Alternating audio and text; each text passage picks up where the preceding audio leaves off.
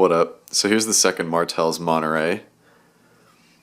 And this one is in slightly worse cosmetic shape than the first one, but still not the worst overall.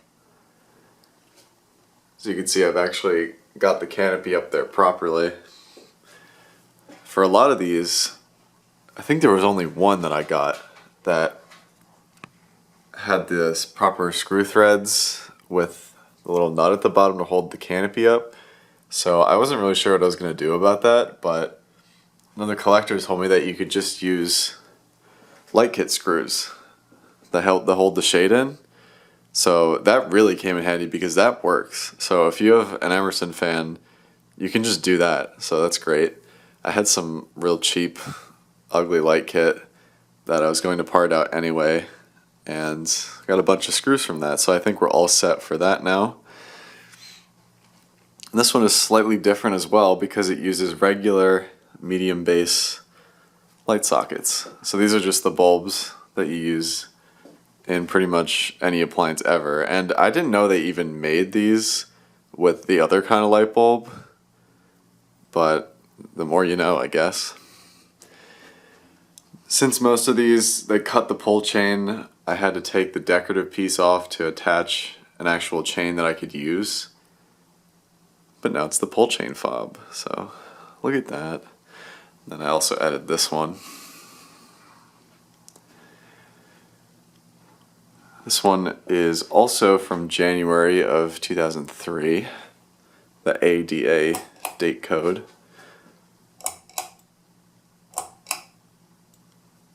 And this one, two of the light bulbs still worked, but actually let me show what they look like. Had these Sylvania LEDs, clearly a lot newer than some of the other bulbs, but this one is junk, so. Yeah, light kit worked fine. I'll go low speed.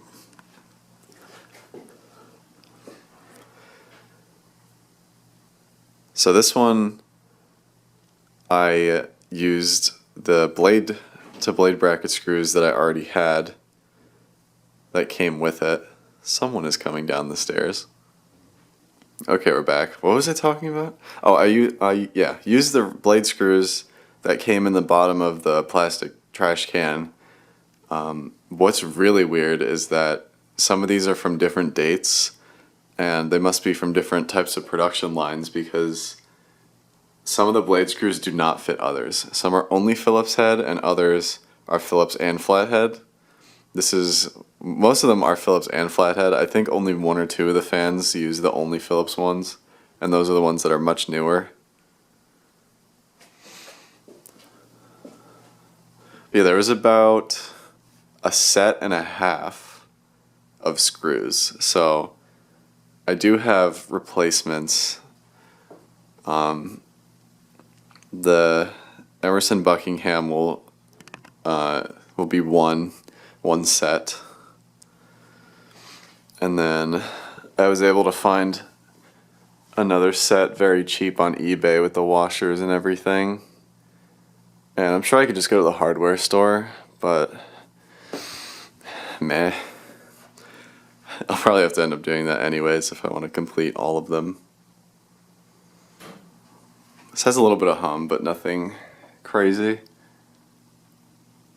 It's not going to be silent like a K55. With these spinner motors, it just can't.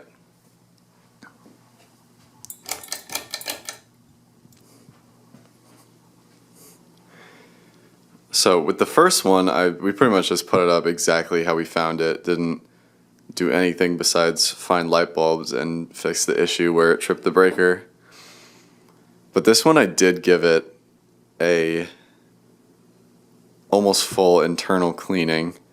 I say almost because there is so much rust inside of this thing that it would just not come out, and it doesn't really matter because you can't even see it. And I did other cleanings on the outer parts of the fan, but when it comes to the parts that are just rust, there's not a whole lot I could do about that. without potentially just destroying the finish.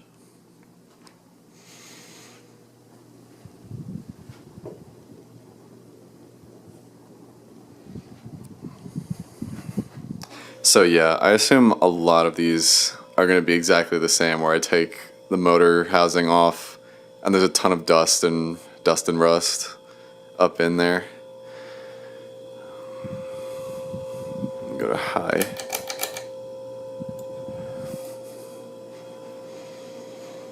This did also have, it wasn't really bad bearings, but they were making noise. So when I took the housing apart, I put some WD-40 in the top bearing, and that really quieted it down. It does wobble, because blade sets are matched to a certain weight in sets of 5. But all the blades were just kind of thrown together in the garbage can, so I have no idea which ones go to what.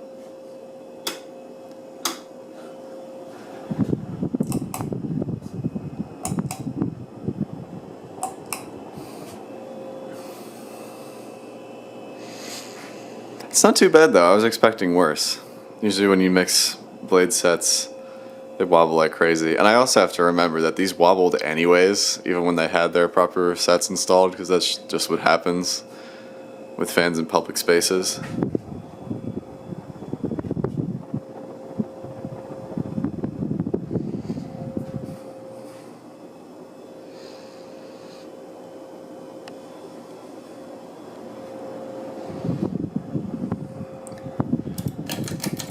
Shut it down. This has an extremely long spin down time, so I'm going to cut it short. Already tested it before. And I think the only thing I want to show, you can see rust there, is the screws that are on top, because they're also very rusted. Still free moving, but these are not outdoor fans. The only thing that's outdoor about it are the plastic blades. You can see all those. Even the washers are also covered in rust. The only part of these that's not rusted are these screws. Only part, except for like the downrod ball. But I don't know if that counts. Every other part of it though needed work. What really matters though at the end of the day is that this runs pretty much flawlessly still. In fact, the reverse switch, oh my god, can people stop watching my video? Okay, anyways. The reverse switch, same with the first one, it was completely stuck, it would not move at all. I've since shot a little bit of WD-40 in there, and I really need to get some proper contact cleaner or even compressed air, which I don't have at the moment. It used to be totally stuck, now it's still a bit stiff, but it does still move over now. And it does work.